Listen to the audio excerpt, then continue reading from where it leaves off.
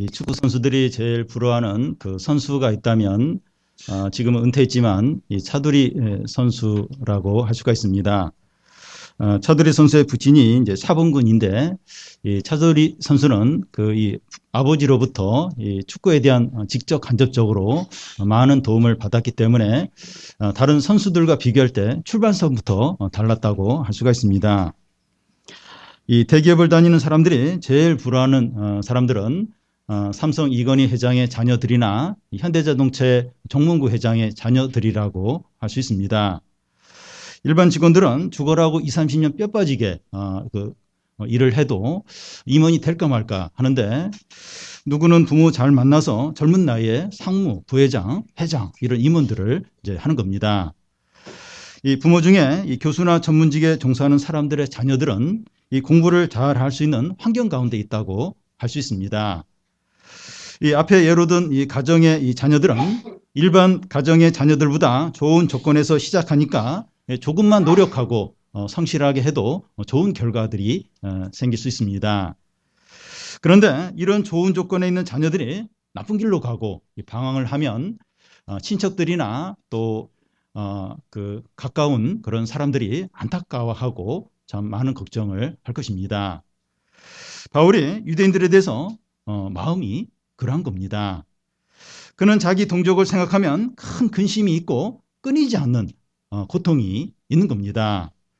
그 이유는 자기 동족에 대한 사랑이 크기 때문이기도 하고 오늘 말씀에 보면 유대인이 받은 많은 특권들 때문에 이런 안타까움이 있는 겁니다.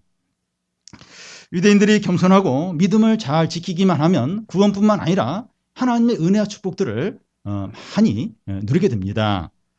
그런데 유대인들은 교만했고 믿음을 버렸고 예수 그리스도를 배척했습니다. 그래서 하나님 나라에서 쫓겨나고 특권들을 잃어버리게 되고 하나님의 진노를 받게 된 겁니다. 바울은 이런 자기 동족을 생각하면서 끝없는 근심과 말할 수 없는 고통이 찾아오면서 내가 저주를 받아 그리스도로부터 끊어질지라도 자기 동족들이 구원받기를 원한다고 하고 있습니다. 오늘 말씀에서 바울은 이 자기 동족 유대인들이 하나님으로부터 어떤 특권과 혜택을 받았는가 하는 것을 말하고 있습니다.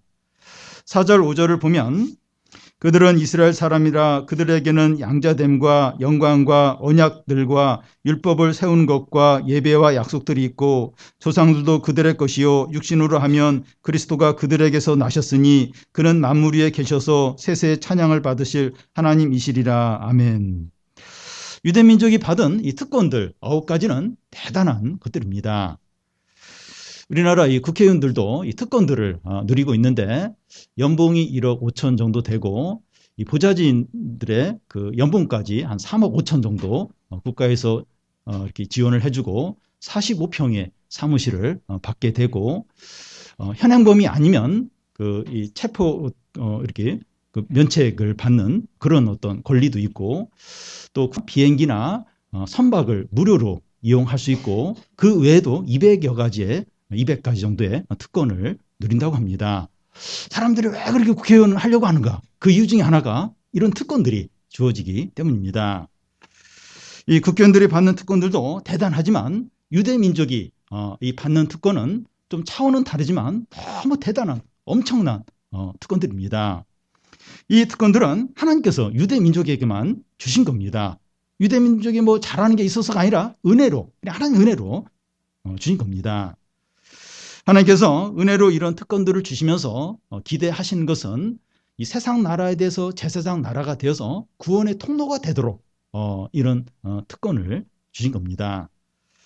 그러면 그 유대 민족이 받은 특권을 살펴보겠는데요. 첫 번째로 그 4절에 보면 그들이 이스라엘 사람이라는 겁니다. 그 이스라엘이라는 이름이 성경에서 제일 먼저 어디서 나오는가 하면 창세기에 보면 야곱이 야복강에서 천사와 씨름하면서 이 허벅지 뼈가 이제 부러지게 됩니다. 그러면서 이 이스라엘이라는 이름을 얻게 됩니다. 그때부터 야곱이 이제 신앙의 사람으로 바뀌는데 이제 그 야곱의 이름이 이제 이스라엘로 이제 불려지는 겁니다. 나중에 그 이스라엘은 그 야곱의 12아들로 이루어지는 나라의 이름이 됩니다. 그래서 우리가 성경에서 보는 그 이스라엘이 바로 이제 그 이름입니다. 그래서 이스라엘이라는 이름은 하나님과 특별한 관계 있는 신앙적인 이름인 겁니다. 그러므로 이스라엘이라는 이름은 자랑스러운 거예요. 굉장히 영광스러운 이름인 겁니다. 이 미국인들은 자기가 미국인이라는 것을 굉장히 자부를 해요. 굉장히 자랑스럽게 이제 여깁니다. 바울도 그랬습니다. 이 빌보서 3장에 보면 이 바울이 자기가 예수님을 믿기 전에 막 육체적인 자랑들이 있었다고 하는데 그 중에 하나가 나는 이스라엘 족속이요 하면서 이 이스라엘 사람인 것을 굉장히 자부한 것을 볼 수가 있습니다. 유대인들은 이 하나님과 특별한 관계에 있는 그 이스라엘 사람이라는 것, 이걸 굉장한 자랑으로 여겼습니다. 그리고 그들은 그 이스라엘 사람인 결과로 그 4절, 5절에 나오는 그 8가지의 특별한 어떤 특권들과 혜택을 이제 누리게 됩니다. 여러분, 우리는 태어나면서부터 이 대한민국이라는 국적을 가졌기 때문에 잘 느끼지 못하지만 이 대한민국에 살면서 이런 이 대한민국의 국적을 가졌느냐, 갖지 않았느냐, 거기에 큰 차이가 있습니다. 대한민국의 국적이 없으면 취직도 할 수 없고 의료 혜택도 받지 못하고 학교도 다닐 수 없고 경찰의 보호도 받을 수 없고 또 추방을 당하게 됩니다.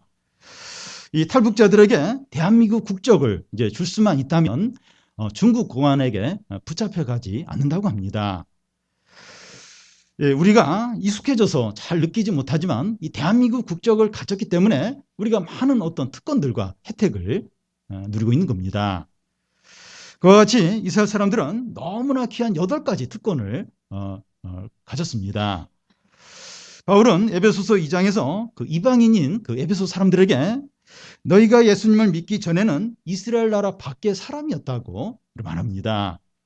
다시 말해서 이스라엘 사람으로서 누리는 어떤 특권, 혜택을 전혀 누리지 못했다는 겁니다.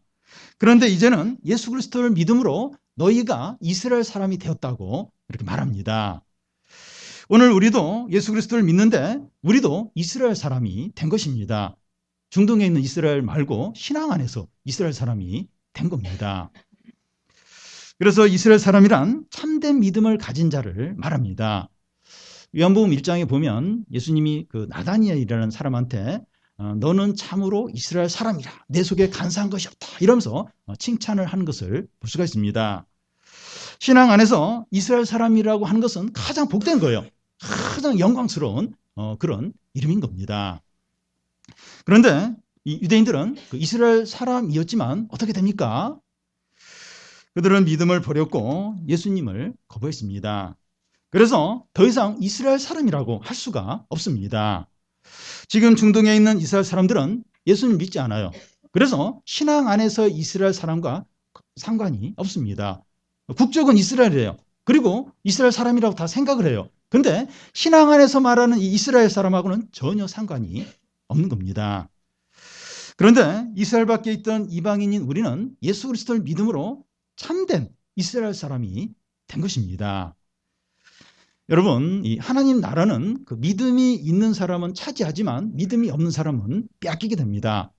하나님 나라는 침노하는 자들의 것입니다. 막 열심을 가지고 막 차지하려고 하고 막 이런 사람이 이제 하나님 나라를 누리게 된다는 겁니다. 신앙에 열심을 내고 적극적으로 기도하고 은혜를 얻으려고 하는 사람이 이 하나님 나라에 있는 모든 좋은 것들을 누리게 됩니다. 예수님이 이제 비유 중에 이제 잔치 비유가 있는데 어떤 임금이 큰 잔치를 벌리고 나서 이게 초청했던 사람들한테 오라고 이 종들을 보내게 됩니다. 근데 이 초청받았던 그 사람들 미리 이제 잔치를 벌리기 전에 한 달 전이나 보름 전에 사람들을 초청하게 되는데 이 초청받은 사람들이 이런저런 이렇게 이유를 대면서 못 가겠다고 다 거절을 하는 겁니다. 그러자 이 임금이 종들에게 밖에 나가서 가난한 사람, 병든 사람, 저는 사람 다 데리고 와서 이 잔치를 채우라고 이렇게 말합니다. 이 잔치에 처음 초청을 받았던 사람들은 유대인들이에요. 그런데 그들이 그 잔치에 오는 것을 거절했기 때문에 그들을 대신해서 이방인들이 그 잔치에 들어오게 된 것입니다. 하나님 나라 잔치에 처음 초대되었던 유대인들이 거절을 하므로 이방인인 우리가 그 나라에 들어와서 그 축복을 누리고 있는 겁니다. 그런데 이런 일이 지금도 일어나고 있다는 겁니다. 신앙을 소홀히 여기고 우선순위가 다른 것에 가 있고 마음이 세상에다 향해 있으면 하나님 나라에서 밀려나게 된다는 겁니다. 요즘 그 야구 포스트 시즌인데요. 3년 전 그 1위부터 5위 그 팀하고 지금 1위부터 5위 팀을 이렇게 비교해 보면 완전히 그 팀들이 다 바뀐 것을 볼 수가 있습니다. 이 스포츠 세계에서도 이렇게 겸손하게 성실하게 최선을 다하면 다음에 이제 상위팀으로 올라가는 거예요. 근데 이렇게 자만하고 이렇게 연습을 게을리하면 이렇게 하위팀으로 내려가는 겁니다. 그와 같이 하나님 나라에서 직분이나 신앙 경력이나 혈연 관계나 학벌이나 사회적인 지위가 아무런 보장을 하지 못한다는 겁니다. 이렇게 사람들하고 친한 거 이런 것도 아무런 보장을 못 해줍니다. 신앙이 살아있느냐, 그리스도의 관계가 어떠하냐, 이게 이제 결정적인 겁니다. 살아있는 믿음이 없으면 아무리 다른 외적인 걸 그런 걸 갖췄더라 할지라도 하나님 나라에서 밀려나는 겁니다. 결국은 신앙이 살아있고 하나님을 사랑하는 이 사람이 중심으로 오게 돼요. 그리고 하나님 나라의 모든 좋은 것들을 다 누리게 되는 겁니다. 하나님 나라는 침노하는 자들의 것입니다. 열심을 내고 소망하고 또 거기에 자신의 어떤 소중한 걸 투자하고 이런 사람이 결국 하나님 나라의 소중한 걸 다 누리게 되고 또 그 나라의 중심에 이제 있게 되는 겁니다. 유대인들의 이 두 번째 특권은 이 4절에 보면 그들에게는 양자됨이 있었다는 겁니다. 이 양자가 된다고 하는 것은 아들이 아니던 자가 아들이 되는 것을 말합니다. 구약 성경에 보면 여러 곳에서 하나님께서 이스라엘 백성들을 아들이라고 그렇게 부릅니다. 출애굽기 4장에 보면 이스라엘은 내 장자 곧 내 아들이라고 말하고 호세아서 11장에 보면 내가 사랑하는 내 아들을 애굽에서 불러내었다고 말합니다. 이스라엘 백성들은 하나님께 아들이었습니다. 그러면 그 신약에서도 믿는 자들을 하나님의 아들이라고 이제 부르는데 구약에서 이스라엘 백성들을 아들이라고 부르는 것과 신약에서 그리스도인들을 아들이라고 부르는 것이 같을까요? 다를까요? 다릅니다. 신약에서 믿는 자들을 하나님의 아들로 부르는 게 어떤 건가 하는 게 갈라디아서 4장에 나와 있는데 너희가 아들임으로 아빠 아버지라 부르게 하셨느니라. 아들이면 하나님으로 말미암아 유업을 받느니라 이렇게 말합니다. 신약에서 그리스도인은 하나님의 양자로 아들이 되는데 영원히 취소되지 않습니다. 왜냐하면 예수 그리스도를 믿음으로 이렇게 하나님의 아들이 되었기 때문입니다. 그런데 구약에서 이스라엘 백성들을 하나님의 아들이라고 이렇게 하는 것은 그들의 믿음이 어떠하냐, 말씀에 순종하느냐 하는 여부에 따라서 취소될 수도 있다는 겁니다. 신약에서 예수님을 믿음으로 하나님의 아들이 된 건 영원히 취소가 되지 않아요. 그런데 구약에서 이스라엘 백성들을 하나님의 아들이라고 하는데 믿음 여부에 따라서 순종 여부에 따라서 그것이 취소가 될 수 있다는 겁니다. 왜냐하면 하나님께서 이스라엘 백성들을 하나님의 아들이라고 하는 것은 그들의 믿음 때문이 아니라 제한적인 은혜 때문에 은혜로 그렇게 부르는 거라는 겁니다. 그러니까 그 애굽에 종되어 있던 그 이스라엘 백성들을 하나님의 아들이라 그래요. 근데 그들이 믿음이 있어서 이제 아들이라고 부르는 것이 아니라 제한적인 은혜로 그렇게 아들이라고 이제 부른다는 겁니다. 이게 무슨 말인가 하면 이스라엘 백성 가운데 믿음을 가진 자들에게만 해당이 되는 겁니다. 예를 들어서 애굽에 있는 애굽에서 하나님 이스라엘 백성들을 이렇게 종되었던 곳에서 이제 구원을 해요. 이끌어내는데 그들이 가나안 땅에 들어가는 사람들은 애굽을 나올 때 20세 이상 남자들 그 어른들 가운데서 그 신실한 믿음을 가진 갈렙과 여호수아만 가나안 땅에 들어간다는 겁니다. 이제 그와 같다는 거예요. 한 예를 더 들면 이 대기업에 어떤 회장이 있는데 자신의 이제 후계자를 정하는 데 있어서 아들이 하나가 있는데 참 성실하지도 않고 아주 방탕하게 사는 겁니다. 그러면 그 아들을 후계자로 삼지 않고 아들은 아니지만 직원 중에서 아주 이렇게 성실하고 아주 이렇게 능력 있는 그런 직원을 그 후계자로 삼는 것과 같다는 겁니다. 유대인들은 이 하나님의 양자로 부름을 받았지만 예수 그리스도를 불신함으로 양자됨을 잃어버리고 하나님의 양자가 아니었던 우리는 믿음으로 양자됨을 얻었다는 겁니다. 하나님의 아들이 된다는 것이 결정적인 겁니다. 구름이 그린 달빛이라는 드라마가 얼마 전에 끝났어요. 우리 청소년들이 아주 이렇게 좋아하는 그런 드라마였었는데 거기 주된 내용이 뭔가 하면 이 세자 자리를 이렇게 차지하려고 막 세자를 죽이려고 하기도 하고 막 자기 손자를 막 세자 되게 만들려고 하고 막 그런 어떤 음모들이 이제 꾸며지는 것을 볼 수가 있습니다. 세자는 앞으로 왕이 될 사람이에요. 그래서 세자로 딱 책봉이 되면 사실 뭐 모든 것을 얻은 것과 이제 같은 겁니다. 그래서 이 아들됨을 잃었다고 하는 것은 모든 것을 잃어버린 것이고 아들됨을 얻었다고 하는 것은 모든 것을 얻은 것이 된다는 겁니다. 여러분 우리는 이 하나님의 양자가 되었다가 양자됨을 잃어버린 그 유대인들을 잊어버리면 안 됩니다. 이들은 양자됨을 받았어요. 하나님의 아들로 부름을 받았습니다. 근데 그걸 잃어버렸습니다. 우리는 본래 하나님의 진노의 자녀들이었는데 은혜로 하나님의 아들이 된 것입니다. 우리는 하나님의 아들 된 것이 이 대기업 그 회장의 그 아들 된 것보다 훨씬 더 좋고 훨씬 더 복된 거라는 것을 알아야 됩니다. 하나님의 아들이라고 했는데 뭐 돈이 있는 것도 아니고 성적이 올라가는 것도 아니고 취직이 잘 되는 것도 아니고 뭐 결혼이 잘 되는 것도 아니고 이게 뭐 무슨 의미가 있나? 대기업 회장 아들 되는 것이 낫지. 근데 이게 비교가 안 돼요. 이 아들됨의 이 지위와 이 특권은 바로 예. 하나님 아버지께 바로 나아가서 기도할 수 있고 이 하나님 나라의 이 모든 좋은 것, 하늘에 있는 모든 좋은 것을 다 누릴 수 있는 그 특권이 있는 것이 하나님의 아들입니다.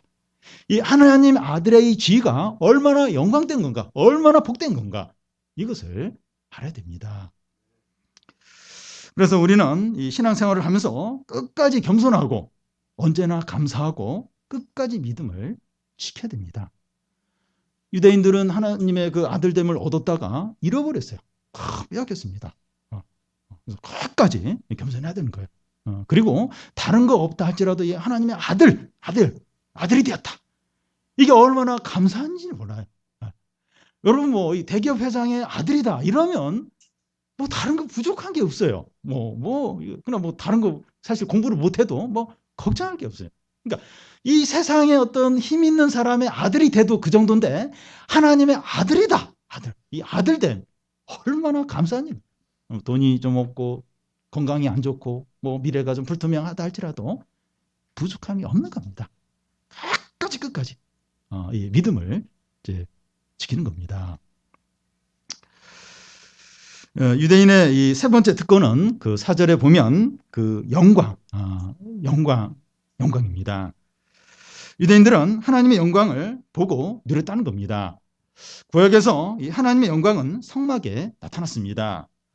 출애굽기 40장에 보면 구름이 해막에 덮임에 여호와의 영광이 성막에 충만하였다고 되어 있고 또 열왕기상 8장에 보면 이 제사장이 그 구름을 인하여 능히 서서 섬기지 못하였으니 이는 여호와의 영광이 성전에 가득했기 때문이라고 말합니다. 구약에서 이 하나님의 영광은 성막과 성전에 있었습니다. 여러분, 하나님의 영광이 나타났다. 이게 어떤 겁니까? 하나님이 그곳에 임재한 것을 말합니다. 하나님의 임재를 경험하는 것보다 더 놀랍고 영광스러운 일이 없습니다. 한 사람의 인생에서 하나님을 인격적으로 만나고 큰 은혜를 이제 받는 일은 가장 놀라운 일이에요. 가장 굉장한 일인 겁니다. 우리가 예배 가운데서나 또 캠프에서나 수련회에서나 사경회에서나 혹은 개인적으로 하나님을 만나게 되고 큰 은혜를 받게 되고 그러면 두고두고 그걸 잊지 못해요. 계속 그때를 기억하면서 기뻐하고 이렇게 힘을 얻게 됩니다. 그런데 이 하나님의 영광이 떠날 수 있다는 겁니다. 하나님의 영광이 이렇게 중요한데 하나님의 영광이 떠날 수 있다는 겁니다. 하나님의 영광이 떠나면 모든 것을 잃어버리게 됩니다. 모든 것을 잃어버리는 것과 같습니다.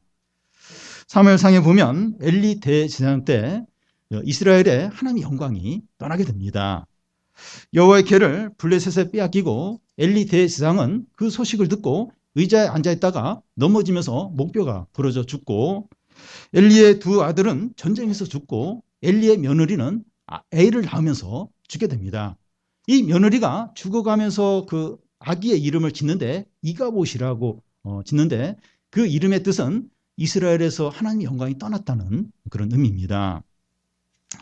유대인에게서 하나님의 영광이 떠난 이유는 그들의 불신앙과 교만과 죄악 때문입니다. 그것이 역사적으로 나타난 사건이 있는데, 그 AD 70년에 로마의 티투스 장군에 의해서 예루살렘이 철저하게 파괴되고 유대인들이 유대 나라가 없어지면서 온 세계로 이제 흩어지는, 그걸 통해서 나타나게 됩니다. 그걸 통해서 이스라엘의 영광이 완전히 떠나는 이제 그것을 이제 보여줍니다. 그런데 사도행전에 보면 떠났던 하나님의 영광이 그리스도인들에게 다시 나타나는 것을 볼 수가 있습니다. 성도들이 모여서 기도할 때 성령이 부어지면서 모두가 하나님의 임재를 느끼는 겁니다. 오늘 우리가 예배할 때 성령 충만함과 하나님의 영광을 경험할 때가 있습니다. 하나님이 나를 만나주시고 은혜를 주시고 나를 이렇게 새롭게 하시는, 그걸 이제 예배를 드리면서 경험을 할 때가 있는 겁니다. 유대인들은 잃어버렸어요. 유대인들은 잃어버렸는데 우리가 이렇게 예배를 드리면서 이렇게 성령 충만함 가운데 하나님을 경험하고 만나는 이제 그런 일을 우리가 이제 이렇게 경험하고 있는 겁니다. 이것이 부흥이죠. 부흥입니다. 하나님의 영광과 임재가 생생하게 나타나는 것이 부흥입니다. 여러분, 이 하나님의 영광이 나타나는 거, 하나님 우리를 만나주시고 큰 은혜를 주시고 우리를 새롭게 하시는, 이것보다 더 놀랍고 더 큰 일이 없습니다. 이것보다 더 엄청난 게 없습니다. 하나님께서 이 시간에 우리를 이렇게 만나주시고 또 우리에게 은혜를 주시고 우리를 새롭게 해 주신다면, 우리가 예배를 통해서 하나님을 생생하게 경험을 한다면 더 바랄 것이 없어요. 더 부족할 게 없습니다. 우리가 모이는 목적이 바로 그거죠. 이 예배를 통해서 하나님을 만나고 경험하고 하나님의 은혜를 누리고, 그걸 위해서 이 예배를 이제 드리는 거죠. 우리는 예배를 드리기 전에 그걸 이제 기도를 해야 되는 겁니다. 기도를. 하나님 이 예배를 통해서 우리를 만나 주십시오. 영광 가운데 찾아와 주시고 임재하여 주시옵소서. 우리가 다 하나님을 경험하게 하여 주시옵소서. 눈으로 보고 손으로 만지고 귀로 듣는 것처럼 생생하게 하나님을 경험하게 하여 주시옵소서. 그 기대를 가지고 예배를 드리는 겁니다. 그런 예배 가운데서 하나님을 경험할 때 부족한 게 없어요. 두려울 게 없습니다. 오랫동안 해결되지 않은 문제가 그 예배 가운데서 다 해결이 되고 기도 응답이 되는, 기적이 나타나는 그런 경우가 일어나는 겁니다. 우리는 이 부흥을 위해서 계속 기도를 해야 됩니다. 왜 자꾸 이 부흥이 이 교인 수 많아지는 건가, 교회가 부자 되는 건가, 그런 게 아니고, 이 부흥이라고 하는 건 하나님의 영광과 임재가 생생하게 경험되는 것, 그게 부흥입니다. 부흥을 위해서 계속 기도를 해야 돼요. 더 이 하나님을 누리도록 기도를 해야 됩니다. 유대인들의 네 번째 특권은 그 4절 끝에 보면 예배 드리는 겁니다. 여기서 예배를 드린다고 하는 것은 4개에 나오는 말씀을 가리킵니다. 성막에서 어떤 제물을 어떤 식으로 드리고, 성막은 어떻게 만들고, 성막의 기구는 누가 옮기고, 이런 것들이 4개에 나와 있습니다. 하나님은 자신이 정하신 방법대로 예배를 받으십니다. 사람들이 임으로 드리는 예배는 받지 않으시고 그것은 큰 죄가 됩니다. 이 아론의 아들 중에 그 향불을 하나님의 말씀대로 이렇게 하지 않았다가 죽임을 당한 아들이 있습니다. 이 고라 자손과 그 민수기에 보면 이 고라 자손과 몇몇 사람들이 이제 뭘 주장하는가 하면, 왜 아론만 하나님께 나아가십니까? 우리도 아론처럼 거룩한 자라고 하면서 백성들을 선동했습니다. 아론이 대제사장이 되고 하나님께 나오도록, 백성들을 대표해서 나오도록 한 것은 하나님이 정하신 거죠. 그런데 고라 자손은 하나님이 정하신 것을 무시하고 자신의 어떤 옳은 생각대로 그렇게 하려고 했다가 땅이 갈라지면서 그 고라와 그 가족들이 다 죽임을 당하게 됩니다. 여러분, 이 사회적으로 지위가 높은 사람을 만나려고 하면 절차가 있어야 돼요. 또 격식을 이제 갖춰야 됩니다. 조금 다른 얘기긴 하지만 이 필리핀의 이 두테르테 이 대통령이 중국 시진핑 주석을 이제 주중에 이렇게 만났는데 그 의장대 이렇게 사회를 하면서 그 국기에 대해서 이렇게 약간 이렇게 경의를 표해야 되는 그런 게 있습니다. 근데 이 두테르테 그 대통령은 그걸 지나가 버린 거예요. 시진핑 거기에 이렇게 다 이렇게 예의를 취하는데 그리고 이 시진핑 주석과 이렇게 대화를 나누면서 껌을 씹었습니다. 껌을 씹으면서 이렇게 이야기를 하는 거예요. 그래서 이제 이 구설수에 이제 올랐습니다. 하물며 지극히 높고 존귀하신 하나님을 만나고 예배를 하려면 하나님께서 정하신 방식대로 나아가야 한다는 겁니다. 사람을 만나는데도 그런 걸 갖춰야 돼요. 하물며 지극히 높으신 하나님께 나아가면서 아무렇게나 이렇게 자기 생각대로 그러면 안 되고 하나님이 정하신 그런 그 방법대로 그 말씀대로 나아가야 한다는 겁니다. 하나님은 이스라엘 백성들에게만 어떻게 예배를 해야 되는지 알려주셨습니다. 그러니까 유대인들만 하나님께 바른 예배를 드릴 수 있습니다. 이게 얼마나 큰 축복이고 특권인지 모릅니다. 그런데 이스라엘 역사를 보면 그들은 하나님께 바른 예배를 드리는 것이 아니라 우상 숭배에 빠졌고 하나님의 아들을 배척했습니다. 그들은 하나님을 예배하는 방법을 알았지만 예배하지 않았습니다. 그래서 그들은 예배를 빼앗기게 됩니다. 그게 이제 사건으로 나타나는데 예루살렘이 파괴가 되고 그들은 온 나라에 흩어지면서 온전한 예배를 드릴 수 없게 된 겁니다. 여러분, 예배를 빼앗길 수 있다는 겁니다. 예배를 소중히 여기지 않고 형식적으로 드리고 그 예배 드리는 시간을 아까워하면 예배를 빼앗길 수 있다는 겁니다. 예배를 드리려고 해도 드릴 수가 없다는 겁니다. 여러분, 이 북한은 예배를 드릴 수가 없어요. 예배 드리다가 이 기독교인이 드러나면 처형이든지 강제수용소에 끌려가서 하여튼 짐승보다도 못한 그런 학대를 받든지 예배를 드릴 수가 없어요. 예배를 드리려고 해도 드릴 수 없는 그런 상황이 온다는 겁니다. 몇 주나 한 달 이상 예배를 빠지다 보면 생활 패턴이 예배를 드릴 수 없는 그런 생활 패턴으로 이제 굳어지게 됩니다. 그래서 이번 주일에는 꼭 예배를 드리겠다. 그렇게 결심을 해도 주일날 꼭 무슨 일이 생기는 겁니다. 아는 친구한테 연락이 온다든지 너무 바쁘다든지 몸이 아픈다든지 집안에 계속 일이 생기면서 또 마음에 갑자기 어색한 불편한 이런 생각이 들면서 예배를 드리지 못하게 된다는 겁니다. 식탁에 앉아서 식사를 하려고 하는데 이렇게 손을 올리는데 막 덫이 탁탁 이렇게 걸리면서 먹을 수가 없는 거예요. 이 젓가락질을 못하게 되는 것처럼 교회를 오려고 하는데 온갖 덫이 막 손도 잡고 막 다리도 잡고 막 이러면서 교회에 나가지 못하도록 그렇게 막는다는 겁니다. 사단이 온갖 방해를 하면서 하나님께 나가지 못하도록 방해를 한다는 겁니다. 그래서 이 청소년들이나 청년들이 이 주일 예배를 드리는 자체가 기적이고 큰 은혜입니다. 자고 싶어요.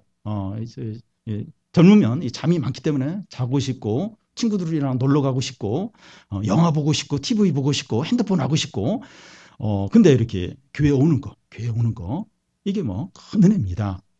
교회 와서 졸더라도 물론 졸면 안 되지만 그 예배를 드리는 자체가 얼마나 감사한 일인지 모릅니다. 그런데 하나님은 이렇게 예배가 귀한데 예배를 받지 않으실 수도 있다는 겁니다.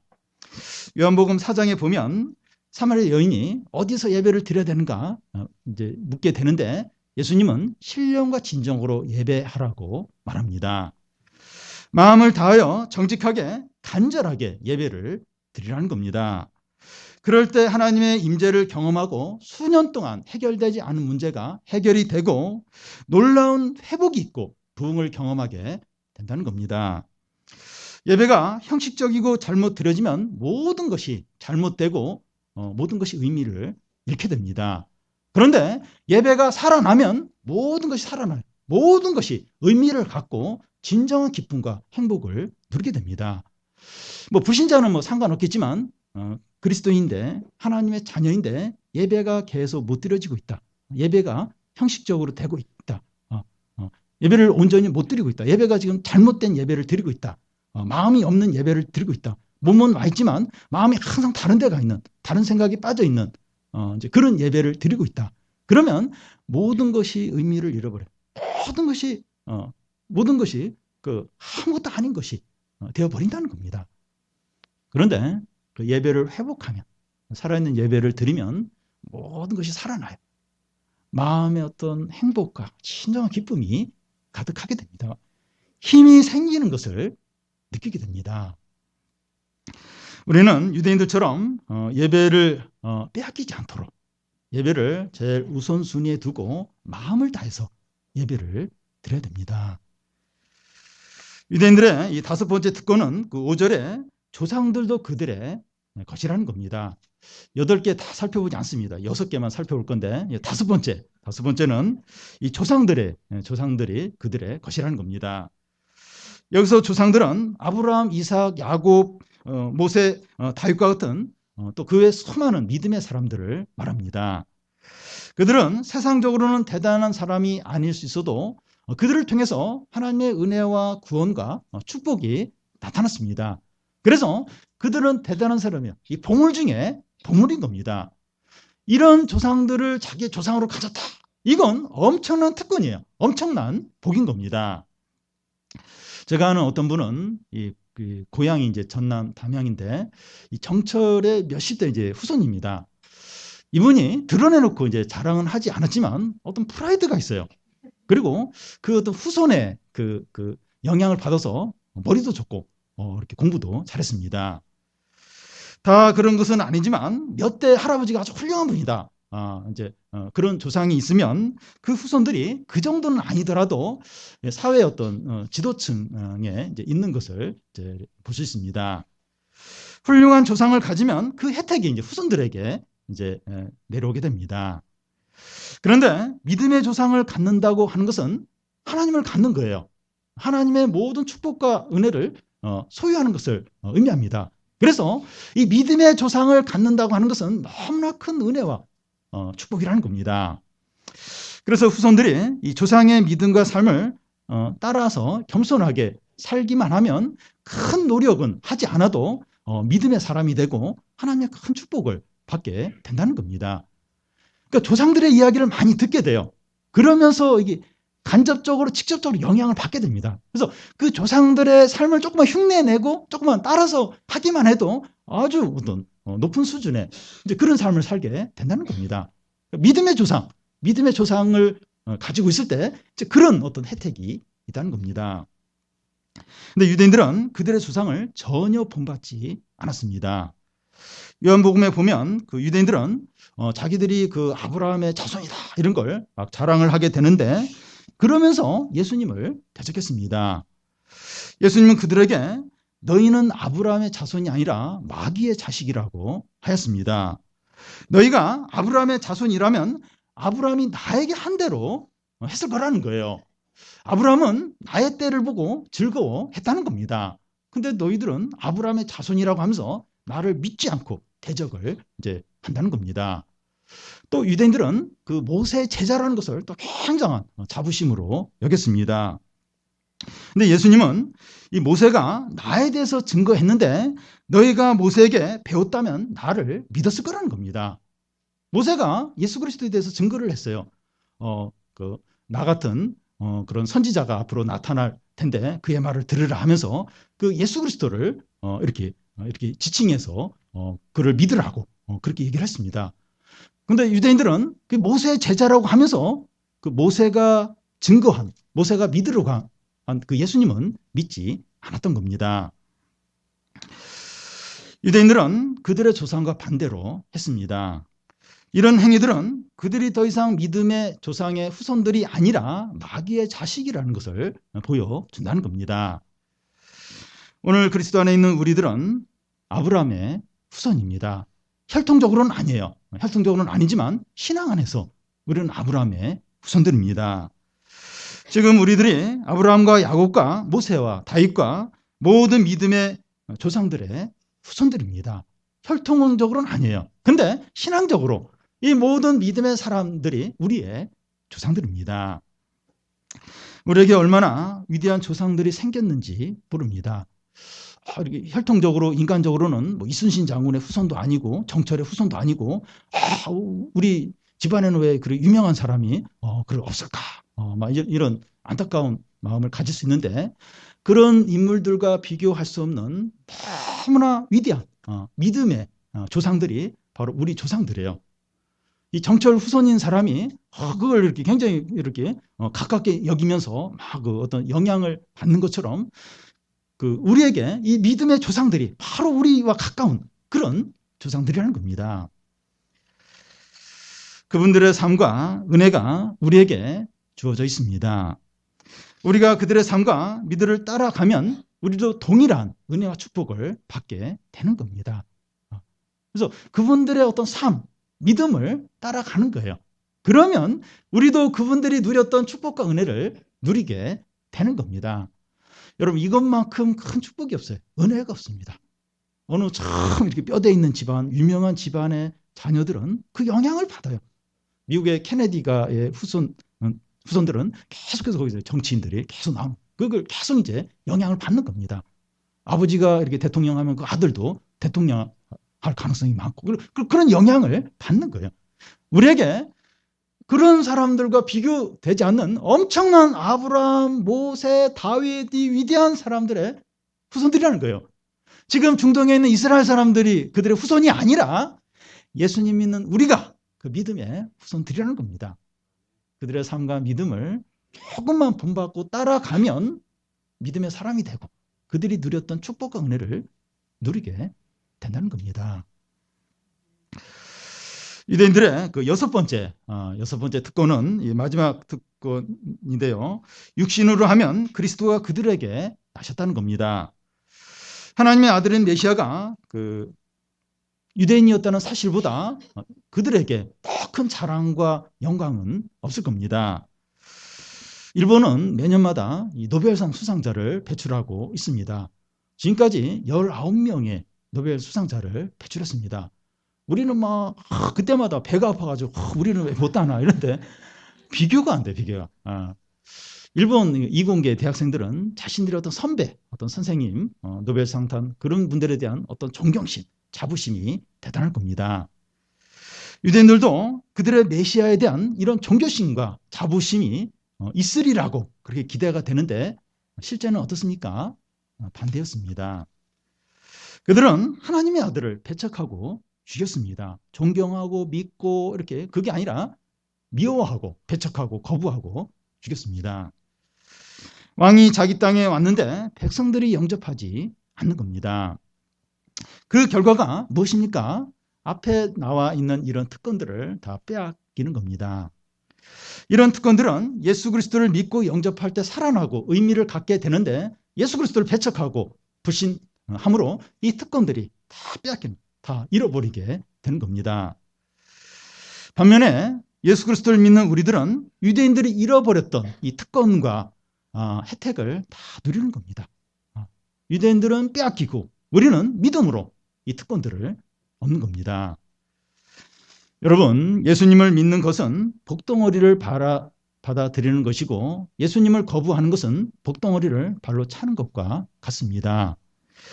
예수님을 영접하는 것은 명문대에 합격하는 것보다 연봉이 높은 기업에 취직하는 것보다 로또 1등 당첨되는 것보다 더 복된 거예요. 더 좋은 겁니다. 그래도 명문대 합격하고 좋은데 취직하는 게 더 낫지 않나? 그러고 나서 예수님 영접하면 되지 않을까? 비교가 안 돼. 예수님을 영접하는 거. 이건 뭐 최고의 복입니다.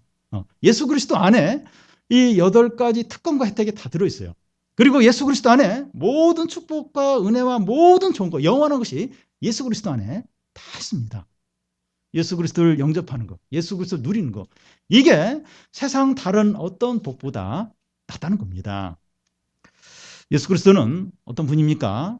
이 5절 끝에 보면 그는 만물 위에 계셔서 세세 찬양 받으실 하나님이시니라. 아멘. 이 세상 어떤 것보다 뛰어나요. 뛰어나고 큽니다. 이 만물 위에 계세요. 어느 것보다도 뛰어나고 영원토록 찬양과 경배와 영광을 받기에 합당하시다는 겁니다. 세상 사람들은 이렇게 많은 돈에 어떤 과학 기술에 또 뛰어난 어떤 스포츠 스타에게 자꾸 이렇게 영광을 돌려 막 찬양을 하고 막 이렇게 이렇게 사랑하고 막 자신의 막 마음을 다 주고 그렇게 하는데 그건 다 잘못된 겁니다. 헛된 것에 하고 있는 겁니다. 오직 모든 경배와 찬양과 영광을 받으실 분은 만물 위에 계신 예수 그리스도입니다. 예수 그리스도만이 모든 찬양과 영광을 받기에 합당하십니다. 여러분, 이 바울은 아주 논리적인 사람이에요. 우리가 넘어서 보겠지만 너무나도 논리적이고 빈틈이 없고 아주 논리적인 그런 분입니다. 그런데 그는 유대인의 특권을 말하다가 예수의 이름이 나오자 논리를 잃어버려요. 그래서 갑자기 흥분하면서 찬양을 하고 있습니다. 바울은 예수의 이름이 나오면 찬양하지 않고는 견디지 못하는 겁니다. 마치 사랑하고 아끼고 자랑하는 어떤 사람이 있을 때 그가 이제 자기 자녀이든지 뭐 자기가 좋아하는 연예인이든지 아니면 사귀는 어떤 사람이든지 누가 이제 그 사람에 대해서 이렇게 물어보면 막 주절주절 막 이야기하고 그만 얘기하라 할 정도로 막 계속해서 신나서 이야기하는 경우가 있는데 이 바울이 예수님에 대해서 그러하다는 겁니다. 바울은 예수 그리스도에게 최고의 찬양과 경배와 영광을 돌리고 있습니다. 예수님을 찬양하지 않고는 견딜 수 없는 그런 어떤 뜨거움들, 열정들, 그런 사랑이 넘쳤던 겁니다. 여러분, 우리가 이 예수님을 객관적으로 중립적으로 아는 것으로는 부족합니다. 율법의 첫 계명은 하나님을 마음과 뜻과 목숨을 다해서 사랑하라는 겁니다. 여러분, 예수님에 대한 태도는 전심으로 사랑하든지 아니면 너무나 미워하든지 둘 중에 하나입니다.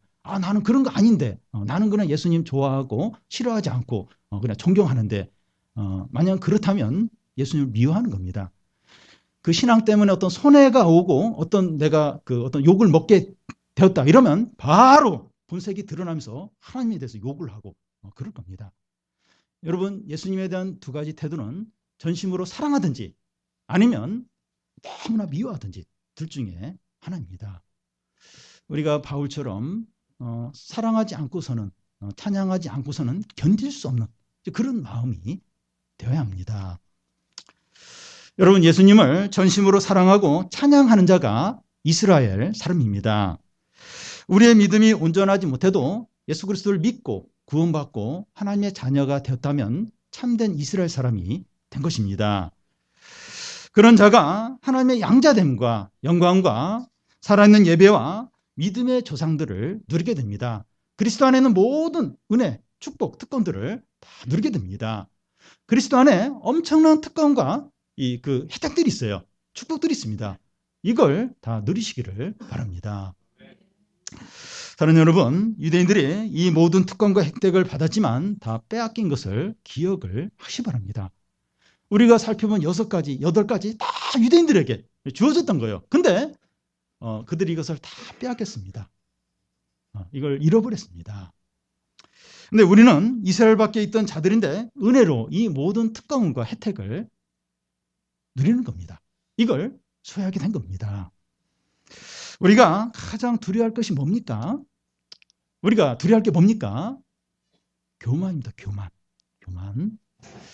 유대 백성들이 교만 때문에 잃어버렸어요. 이 모든 특권을 빼앗겼습니다. 그리고 하나님의 은혜를 잊어버리지 않는 겁니다.